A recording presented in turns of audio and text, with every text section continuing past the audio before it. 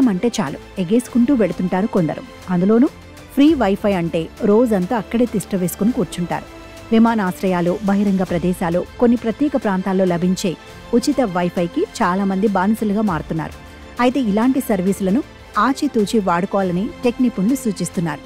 Public వైఫైని ఎక్కువగా ఉపయోగించడం వల్ల వినియోగదారుల వ్యక్తిగత, ఆర్థిక సమాచారం ప్రమాదంలో పడుతుందని హెచ్చరిస్తున్నారు. ముఖ్యంగా ఫ్రీ వైఫై నెట్వర్క్లో కనెక్ట్ అయినప్పుడు బ్యాంకింగ్, ఆన్లైన్ షాపింగ్ వంటి ఆర్థిక లావాదేవీలు ఎట్టి పరిస్థితుల్లోనూ చేయవద్దని సలహా ఇస్తున్నారు. పబ్లిక్ వైఫై నెట్వర్క్కు సరైన భద్రత ఉండదని, ఇవి హ్యాకర్లు, స్కామర్లకు సులభమైన లక్ష్యాలుగా మారతాయని అంటున్నారు. పబ్లిక్ వైఫై ద్వారా ఈమెయిల్స్ చెక్ చేసుకోవడం, సోషల్ మీడియా ఖాతాలలోకి లాగిన్ కావడం వంటివి కూడా ప్రమాదకరమేనట. ఈ పబ్లిక్ వైఫై ద్వారా అన్సెక్యూర్డ్ కనెక్షన్లను సైబర్ నేరగాళ్లు సులభంగా అడ్డుకోగలరు.